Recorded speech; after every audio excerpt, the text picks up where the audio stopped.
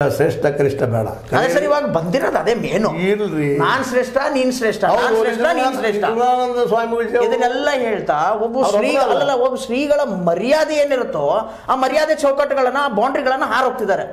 ಈ ಮಗನಿಗೆ ಅದನ್ನೇ ಹೇಳಬೇಕು, ಇಂಥ ಮಕ್ಕಳಿಗೆ ಇದನ್ನೇ ಹೇಳಬೇಕು ಅನ್ನೋಂಥ ಮಾತುಗಳು ಬರುತ್ತೆ. ಇವರನ್ನ ಕೇಳುವಂಥವ್ರು ಯಾರು? ಪ್ರಜೆಗಳು, ಭಕ್ತರು ಅಲ್ವಾ ಸರ್?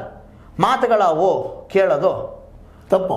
ಇವತ್ತು ಕನೇರಿ ಶ್ರೀ ಅವ್ರು ಮಾತಾಡಲಿ ಅಥವಾ ನಮ್ಮ ನಿಜಗುಣಾನಂದ ಸ್ವಾಮಿಗಳು ಮಾತಾಡಲಿ, ಅವ್ರ ಹಿಂದಂತ ರಾಜಕಾರಣಿಗಳು ಮಾತಾಡಲಿ, ಆ ಮತ್ತೆ ನಿಜಗುಣಾನಂದ ಶ್ರೀಗಳು ಕೂಡ ಬಾಯಿ ಹರಿದು ಬಿಟ್ಟು ಮಾತಾಡ್ತಾನೆ ಇರ್ತಾರೆ. ನಾನು ಕನೇರಿ ಶ್ರೀಗಳದ್ದು ಅಷ್ಟೇ ಹೇಳ್ತಾ ಇಲ್ಲ, ನಾನಿಲ್ಲಿ ಅವರನ್ನು ಫಾಲೋ ಮಾಡ್ತಿರ್ತಕ್ಕಂಥ ಜನತೆ ಇದೆ, ಭಕ್ತರಿದ್ದಾರೆ. ಸೊ ಆ ಟೈಪ್ ಲ್ಯಾಂಗ್ವೇಜ್ಗಳು ಬೇಕಾ? ಅದು ಅವಶ್ಯ ಇಲ್ರಿ. ಯಾರು ಕನೇರಿ ಅವ್ರು ಮಾತಾಡಲಿ, ಅವ್ರು ಮಾತಾಡಲಿ, ಗದಗ ಶ್ರೀ ಅವ್ರು ಮಾತಾಡಲಿ, ಅಥವಾ ಇನ್ನೊಬ್ಬರು ಯಾರು ಶ್ರೀಗಳು ಮಾತಾಡಲಿ, ಅವ್ರು ಏನು ನಮಗೆ ಹೇಳಲಿಕ್ಕೆ ಹೋಗಿದ್ದಾರೆ? ಧರ್ಮವನ್ನು ಕಲಿಸೋದು, ಅದು ಸರಿಯಾಗಿ ಹೋಗ್ರಿ. ಧರ್ಮದ ದಾರಿ, ಧರ್ಮದ ನಿಜವಾದ ಅರ್ಥ ದಾರಿ ತೋರ್ಸಕ್ಕೆ ಕೂತಿದ್ರು ಮಾರ್ಗದರ್ಶಕರು. ಅದು ಕೂಡ ದಯದಿಂದ ಹೋಗ್ರಿ. ಅಲ್ಲಿ ಟೀಕೆ ಮಾಡೋ ಅವಶ್ಯಕತೆ ಇಲ್ಲ. ಇನ್ನೊಬ್ರು ಕನಿಷ್ಠ ನಾವು ಹೆಚ್ಚು ಅನ್ನುವಂಥದ್ದಲ್ಲ. ಅದು ಕನೇರಿ ಅವರು ಅದಕ್ಕೆ ಭಾಗಿ, ನಿಜಗುಣಾನಂದವರು ಭಾಗಿ, ಗದಗ ಶ್ರೀ ಅವರು ಭಾಗಿ, ಯಾರಾದರೂ ಭಾಗಿನ ಅವರೆಲ್ಲರೂ. ನಿಮ್ಮದು ಯಾಕೆ ಧರ್ಮ ಶ್ರೇಷ್ಠ? ಲಿಂಗಾಯತ ಯಾಕೆ ಶ್ರೇಷ್ಠ?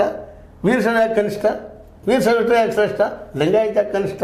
ಹಿಂದೂ ಯಾಕೆ ಶ್ರೇಷ್ಠ? ಮುಸಲ್ಮಾನ ಯಾಕೆ ಕನಿಷ್ಠ? ಸರಿ, ಇವರು ವೀರಶೈವ ಲಿಂಗಾಯತ ಹಾಗೆ ಹೀಗೆ ಅಂತ ಹೇಳ್ತಿದ್ದಾರೆ. ಆಮೇಲೆ ಇನ್ನೂ ಒಂದು ಮಾತು, ಯತ್ನಾಳ್ ಕೂಡ ಈ ಮಾತನ್ನು ಹೇಳ್ತಾರೆ. ಆಲ್ಮೋಸ್ಟ್ ಆಲು ವೀರಶೈವರು ಪಂಚಪೀಠದ ಅಧೀನದಲ್ಲಿ ಇರ್ತಾರೆ ಅಲ್ವಾ?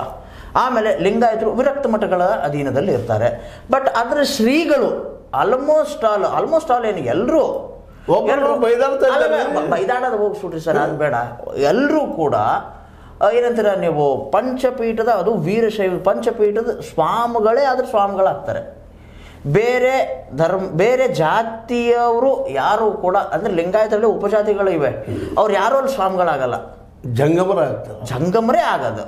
ಜಂಗಮರು ಯಂಗಪ್ಪ ಅದು ಕೂಡ ವೀರಶೈವ ಪದ್ಧತಿಯಿಂದ ಬಂದವರು.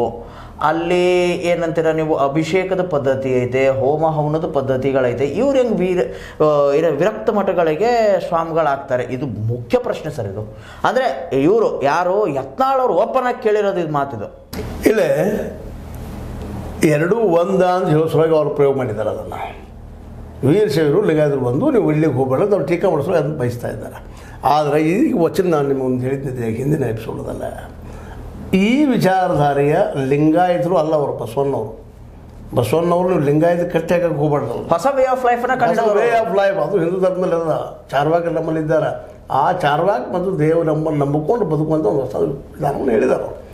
ಆದರೆ ಇಲ್ಲಿ ಇವತ್ತೇನಾಗ್ಯದಪ್ಪ ಅಂತಂದರೆ ಇದರಿಂದಾಗಿ ನಮ್ಮ ಹಿಂದೂಗಳು ಒಳಗಾಗ್ತದೆ, ನಮ್ಗೆ ಓಟ್ ಕಡಿಮೆ ಆಗ್ತದೆ ಹಿನ್ನೆಲೆಯಲ್ಲಿ ಮಾತಾಡ್ತಾ ಇರ್ತಾರೆ ಅವರು ಯತ್ನಾಳ್.